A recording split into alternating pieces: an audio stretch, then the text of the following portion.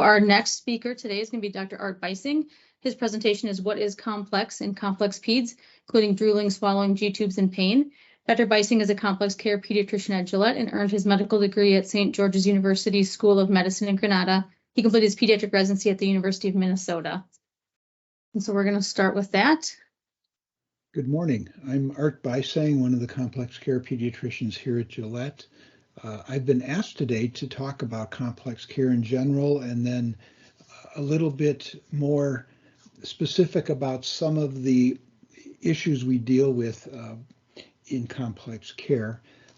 This is a topic that's really hard to limit. So what I decided to talk about today is briefly explain what complex care is and what we do at Gillette with complex care. Then I'd like to kind of switch gears and look at aspiration and management of aspiration pneumonia, because that's a very important aspect of the care we have for our patients. I'd like to describe a little bit aerodigestive clinic, and then once again I'd like to switch gears and talk about gastrostomies and management of those, because a gastrostomy is one of the tools we use for severe aspiration management. And that's an awful lot to talk about today, so we better get started with that. So let's start talking about our complex care clinic. There are many definitions of a complex care clinic out there, and this is one that's kind of simplistic that I use. The purpose is to provide patients, their families and caregivers, and primary providers additional layer of support to help with the really complicated coordination and hopefully improve the overall navigation and ease the lives of our patients with complex needs. This is a slide I borrowed from one of my colleagues, Dr. Gagnon, who gave a complex care talk a few years ago. It's a very busy slide, but I just think it really portrays nicely all the complicated interactions that occur between the patient, the caregiver, and the primary care doctor, and all of the outside subspecialists and social needs and school needs that are required to really keep kids with complex needs healthy. We don't have to spend a lot of time going over every one of these slides, but it is a very nice kind of graphic description of what we really need to do as primary care doctors, complemented by complex care, to really help the patient and families migrate through this complex set of needs. So let's talk about who really needs complex care. Certainly it's not every one of your patients. In fact, it's very few of your patients. But in general pediatrics, we all have a subset of patients that are very complex neurologically. And this neurological issue really triggers a lot of other consultants, including pulmonary, GI, orthopedics, and of course neurology, and the list goes on. So really the patients we see quite frequently are those with cerebral palsy, spastic quadriplegic, CP of the more complex nature, and rare disease with neurologic sequela. So most of these patients do have 3 or more specialists, and they usually have very complicated care needs, often nursing at home, PCAs, and very complicated issues with school. So those are really the biggest group of patients we see in primary care. So our complex care team is very lucky in that we have a lot of time to cover our patients' issues in detail. When I was in primary care, I was lucky if I had 20 minutes to cover a wide variety of topics for my patients. At Gillette, we have an hour, which is a standard visit for an established patient, and actually 2 hours to really establish care with a new patient. So we're very lucky. That gives us the time to really help go into detail with a lot of aspects of the patient's needs. More important, in addition to the time we have as providers, we also have a great group of complex care nurses that are communicating frequently with the parents, helping to coordinate visits and outside lab draws and a wide variety of other things. We also have dedicated social workers that can help, as every one of these patients has complex social needs with government entities and school. So that's a little description of complex care. I hope it lets you understand how we can help partner with you to really provide excellent care for your patients. Because most of our patients have complex neurologic disease, they often have trouble with aspiration. So I really wanted to talk about this and have us think about the risk of aspiration for the next few minutes here. Aspiration is a frequent occurrence in patients that are in our complex care clinic. Both frank aspiration, that is obvious, and also microaspiration that isn't so obvious. So why do we care about this? Well, obviously, aspiration can lead to pneumonia, which can lead to a lot of time in the hospital and inconvenience for patients. In the long term, airway inflammation and remodeling caused by aspiration really affects lung function. And as our patients get older, if we haven't watched carefully for aspiration and treated it along the way, our patients are more likely to die at an early age. And in fact, adults with cerebral palsy, as it says here, are 14 times more likely to die from a respiratory illness than other patients without disability. So it's a very significant problem. We pay a lot of attention to it in our clinic. So aspiration signs are a lot of times quite obvious. If we have frank aspiration, it's generally somebody is taking food or more frequently thin liquids, and they immediately start choking, coughing, sometimes vomiting. Eyes, we've all taken a drink the wrong way, and we all have had that facial flushing and eyes watering and that really uncomfortable feeling. And that's how we experience it when we haven't had frequent aspiration. When we have a lot of incoordination of our airway and vocal cords, oftentimes we get used to the feel of liquid where it's not supposed to be in the back of our throat, and it isn't as distressing. So a lot of my patients have that wet gurgly sound we hear all the time, which is a lot of fluid sitting right around the vocal cords, which for most people without trouble with aspiration, it would be very uncomfortable. For a lot of our patients, they're used to it. But also we see a lot of kids that end up in the hospital with pneumonia frequently without a real reason. And all of those kids need to be examined for reasons for their aspiration. When we have a patient with complex needs who have frequent aspiration and pneumonias, it's really time to think about what is the source of that reason for the pneumonias. Oftentimes it's more than one source. So I'm pretty simplistic about this. I kind of break it into 4 categories. The first category may be the rarest, but it's drainage from the sinuses. This can occur from allergies, and this time of year, many of us are suffering from ragweed. There's certainly allergies all year round we need to look for, but also people with chronic fluid in their sinuses can have longer-term bacterial and fungal infections we need to look for also. Certainly, drooling can be an issue.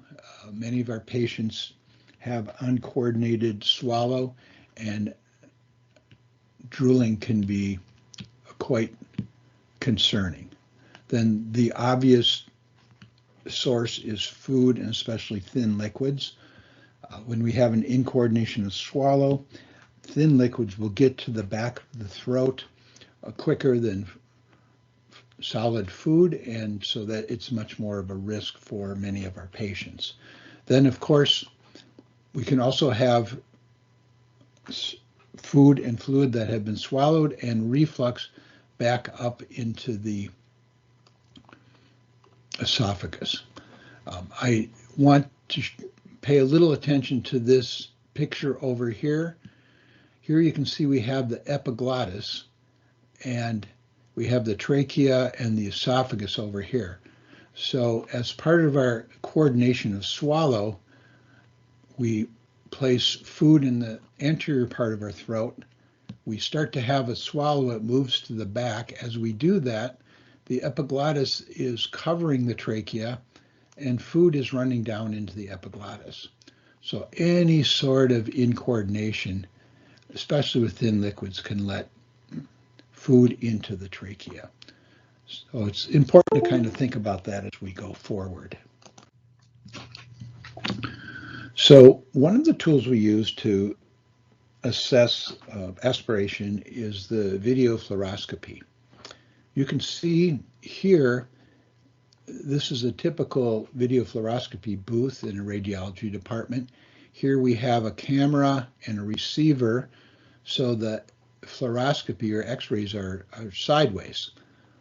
Over here you can see a little bit of barium, white powder that gets mixed in with food so that we can identify the food and problems as it goes down the back of the throat. This is done by our fluoroscopy team and our speech therapist to really evaluate how safe this is. They can tell quite a bit from these studies, and it's very, very helpful. So we use a lot of video fluoroscopy for our patients. Another tool to look at safe swallowing is long name fiber optic endoscopic evaluation of swallow. So we call that a FEES. This is usually conducted with our ear, nose, and throat doctor, and once again, our speech therapist.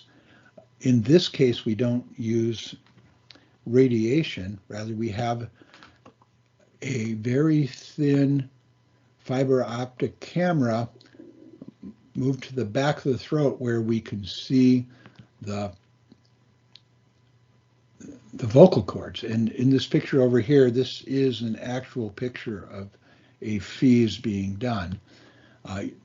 So what people will do is, once again, they will swallow food, and we will see how effectively they clear, and we can see if there's trouble with a paralyzed vocal cord or some other incoordination back here. So the two of those studies, the video fluoroscopy and the FEES study, together can be really very effective. Aspiration due to reflux from the stomach is a very frequent occurrence. We start, of course, with a lot of questions about feeding and coughing and when this occurs in relation to feeding. Oftentimes we're not completely sure of the reason, so we move to an impedance probe. When we have aspiration of stomach contents, oftentimes we have increased stomach acid secretion also, causing some irritation at the soft or smooth muscle at the lower part of the esophagus. We call that the lower esophageal sphincter.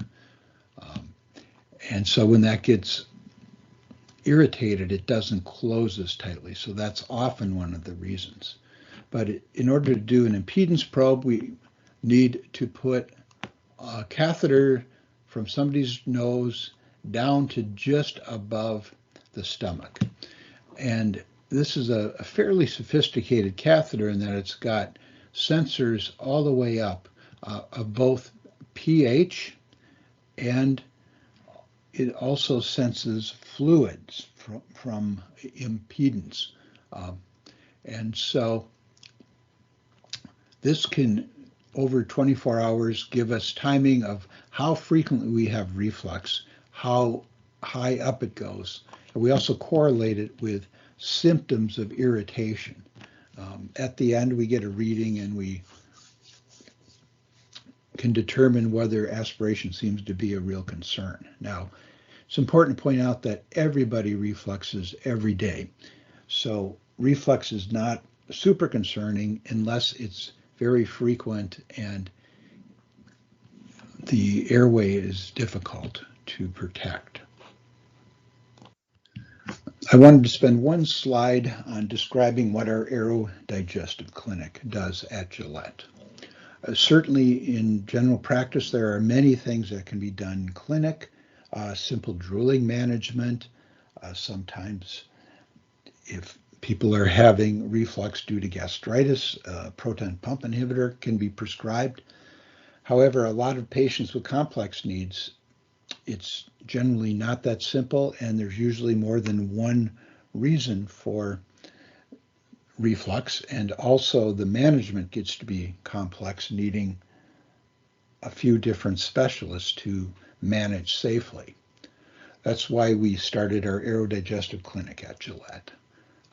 And so there are really two components to our aerodigestive clinic.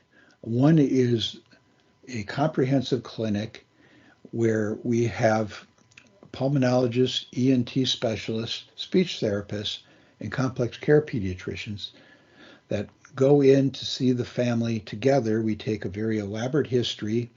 Oftentimes it's really beneficial to start with one subspecialist, and that helps the other subspecialists in the group really hone their questions. From that visit, we come up with a plan for what sort of diagnostic testing needs to be done and how much speech therapy needs to go on. And so that comprehensive visit is very convenient for patients and for providers. It's one referral, one visit. There aren't multiple visits at different times to different specialists. The other component of the aerodigestive clinic is some reserved block time or operating room time, so that we can have one sedation, and during that sedation we can have scopes provided by both pulmonary, ear, nose, and throat, and gastroenterology. If we're going to place an impedance probe, we often do that while the patient is sedated also. So it's very convenient and efficient care, and at Gillette, as anywhere, we love to save multiple sedations for our patients anytime we can. Once again, it's one referral, and we get a lot of care for that referral, so it can save you a lot of time. So once again, we're going to change topics. I would like to spend the rest of the time on issues related to gastrostomy and tube feedings.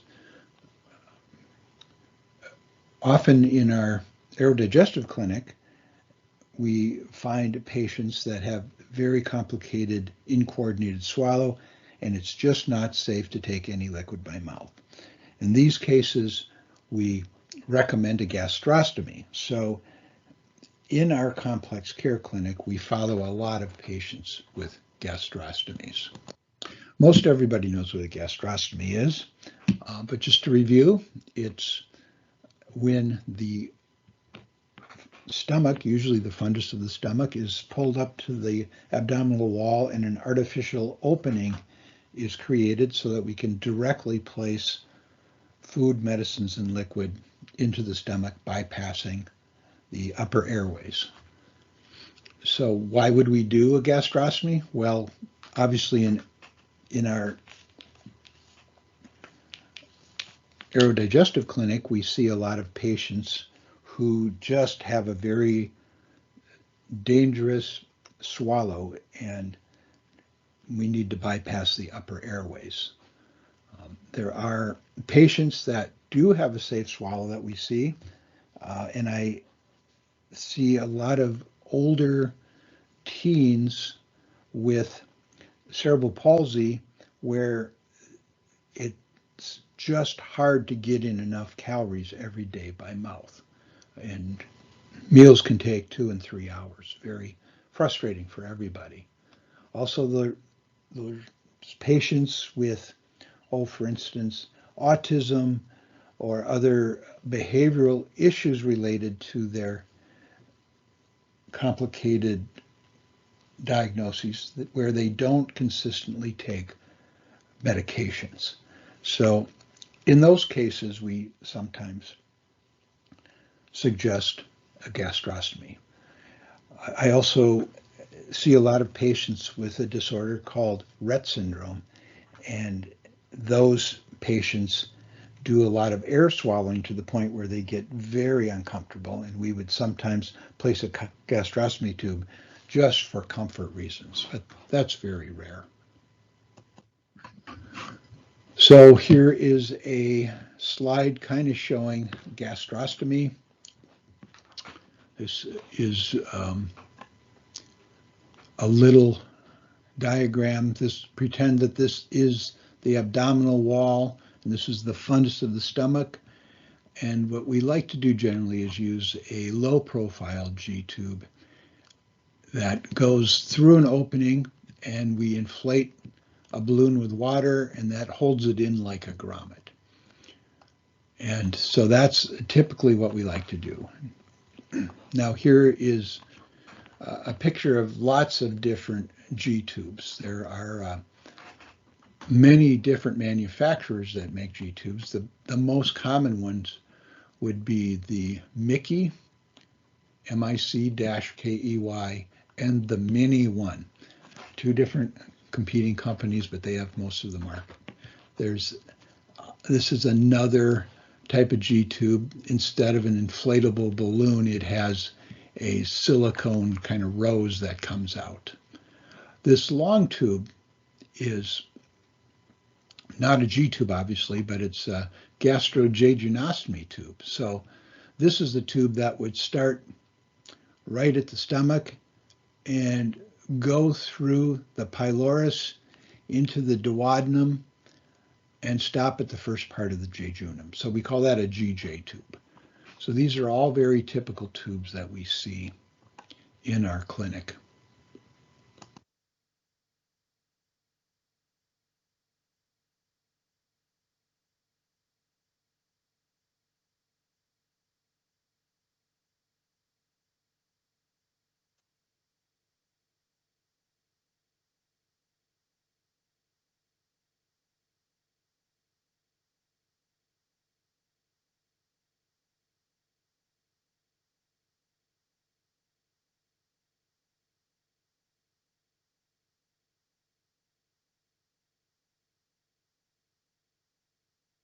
We appear to have lost the sound.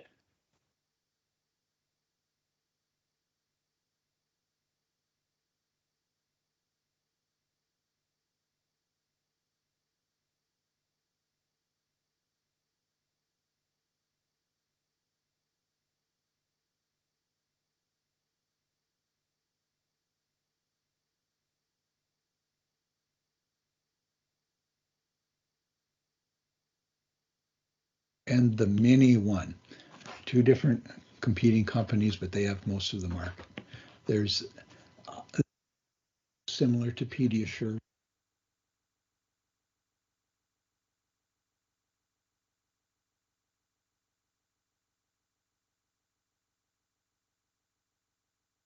And when I started in pediatrics, we really didn't have that many options. We had very broken down elemental formulas such as Elecare that you see here.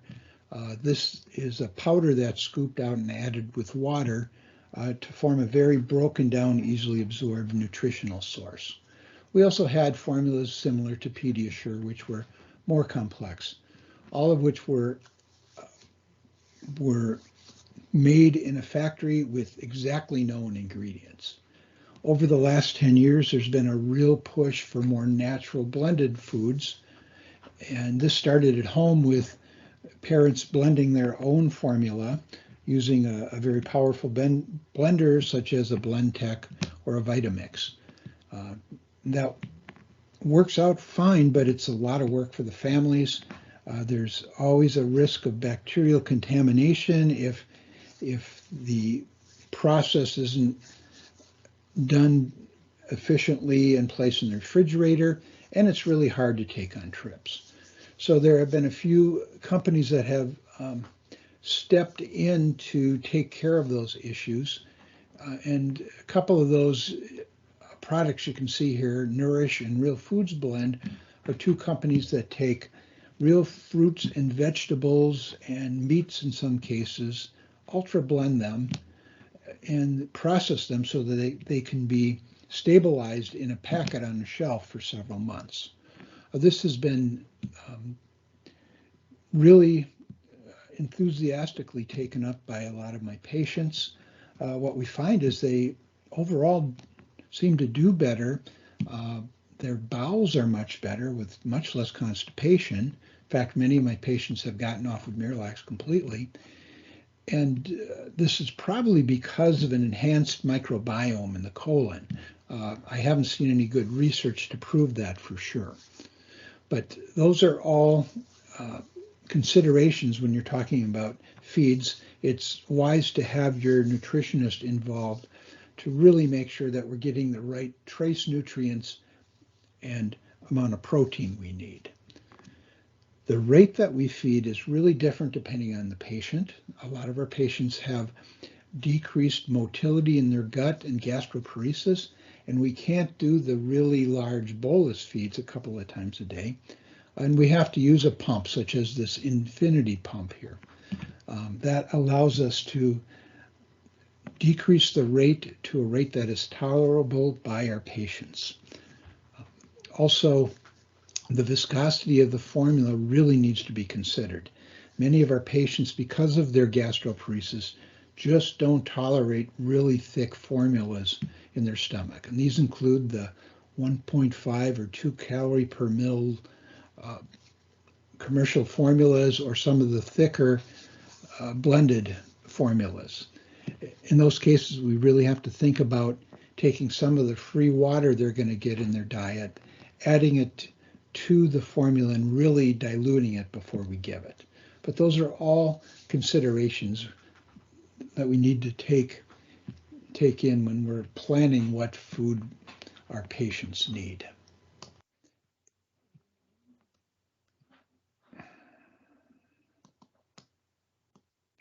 One of the most common complications we see is a granuloma around the gastrostomy site. A granuloma is a stomach lining tissue that has grown up from the stomach through the gastrostomy site. It's very vascular, so it's quite pink.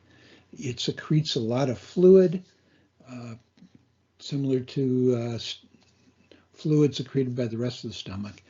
And it's very friable tissue, so if you rub it hard, it will bleed. It does not usually cause pain, but it is really bothersome to parents just because it destroys clothes and it looks bad. So we often need to take care of this.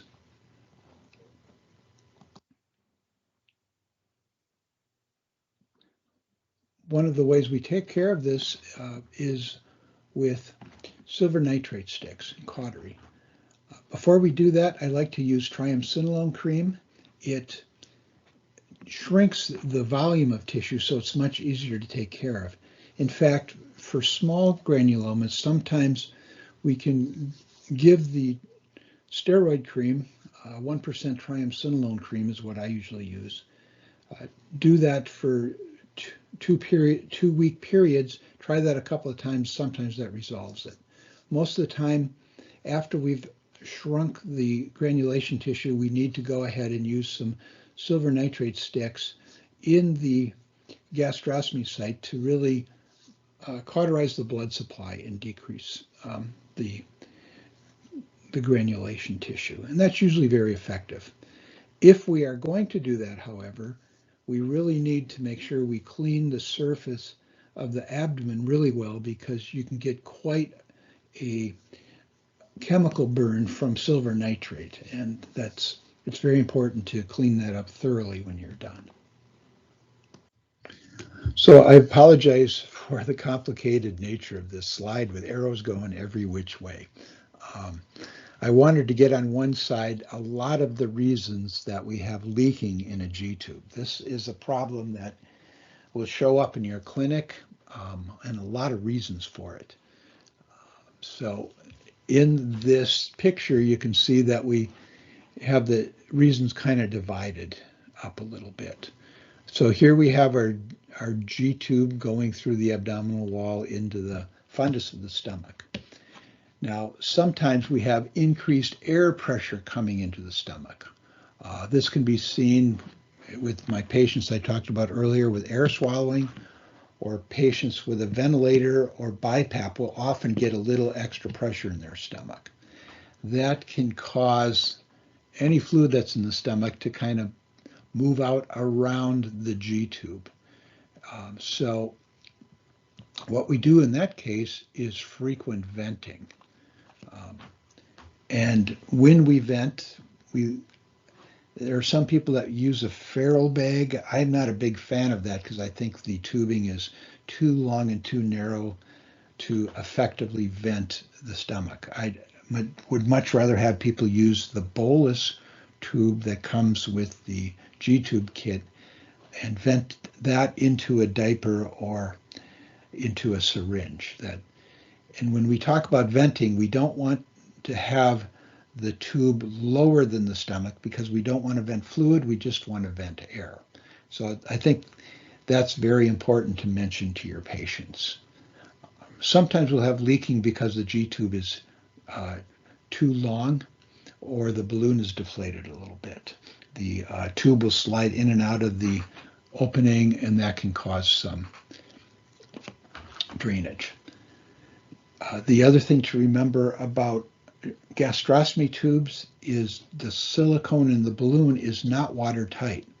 Over time, it will slowly let a little water out of the balloon. So I have patients check every 2 weeks to make sure that the volume of water in the balloon is where it should be. And that's important to remember and teach. People forget about that.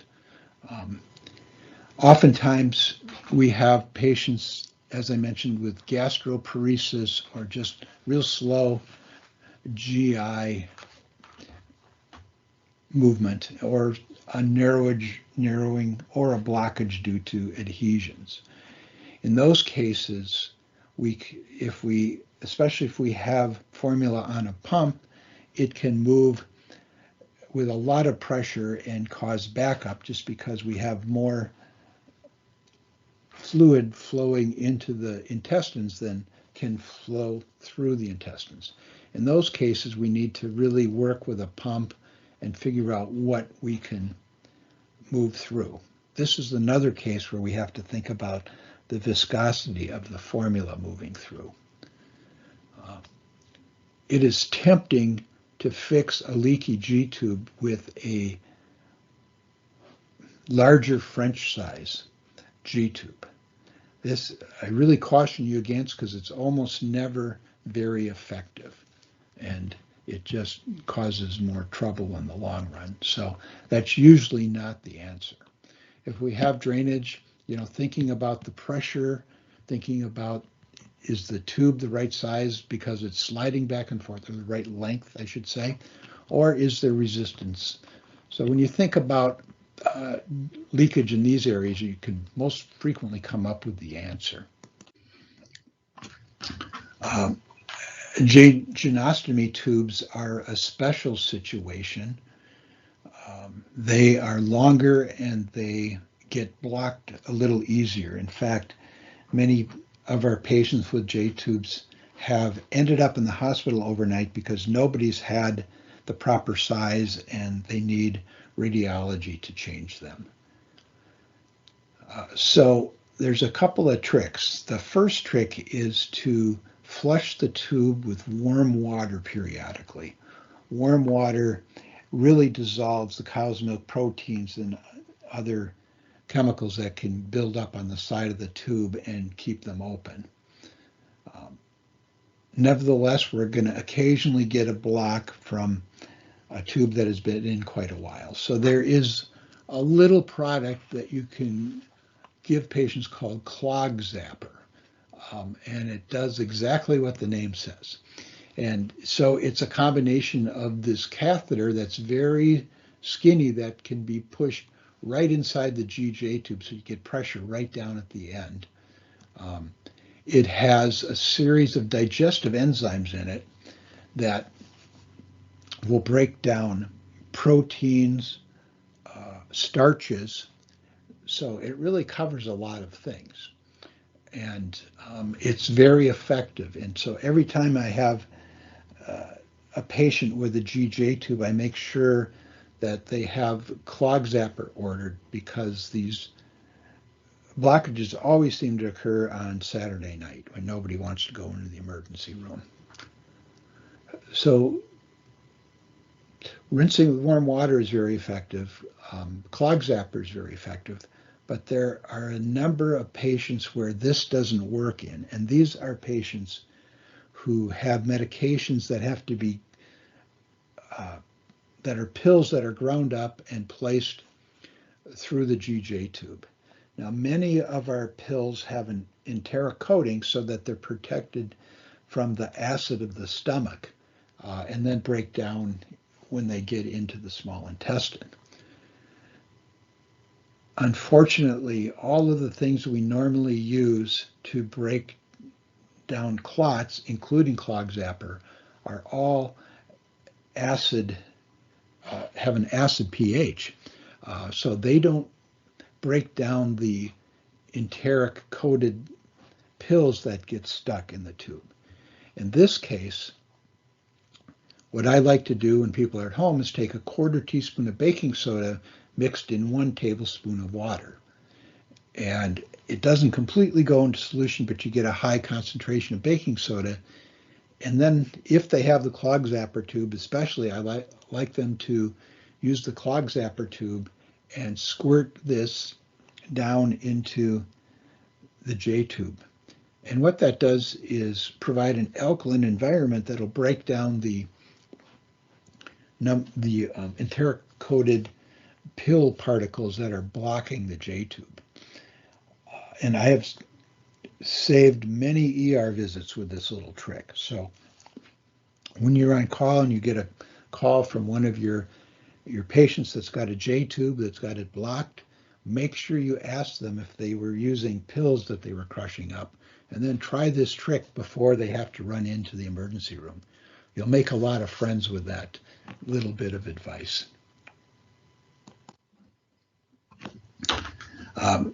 Another piece of having a J tube is many medications don't come in liquid form, so we have to grind up pills. A classic example is a multivitamin. And if you've ever tried to grind up a multivitamin and mix it in water, it doesn't mix. It just shoots right to the surface, and it's really hard to get in. So a lot of our medicines have a lipid base to them, such as our lipid-soluble vitamins, A, D, E, and K. So if your patient has a medication that isn't mixing well with water and they're very frustrated, have them try to mix it with a little bit of olive oil. That's a nice trick that really saves families just a lot of frustration. Gastritis is really another lecture, but with our patients with neurologic issue, we need to remember that that's a difficulty that we need to deal with. Certainly in complex care clinic, we deal with that a lot. And constipation seems to be the biggest problem we have with all of our patients. This is worthy of another lecture, but I just wanted to mention it, that this is another issue we manage in complex care all of the time. Well, thank you for your time and attention. I know during this 40+ minutes, there's an awful lot of information presented with a lot of variety of topics. This is a little sampling of what we manage in complex care. Certainly, a lot of it, if you have the time in your own clinic, you're more than capable of managing. If we can help answer a question or two, we're always happy to do that. If you think that your patient would benefit from a little more intensive management in either our aerodigestive clinic or our complex care clinic, we're very happy to do that. So thank you very much. Joshua, thank you for running this slide for me. I apologize, the one slide on methods of placing a gastrostomy didn't work out. But basically, we have a surgical approach for those patients who have had issues with adhesions or necrotizing enterocolitis is really important. Otherwise, we can use our gastroenterologist or our radiologist to help with patients who require less sedation and don't have adhesions. There were a couple of questions about who the providers are we talk about. In our complex care clinic, we have pediatricians, med peds doctors, and nurse practitioners, all with a lot of experience that will help manage patients. And now I'll be quiet and let Dr. Paulson talk.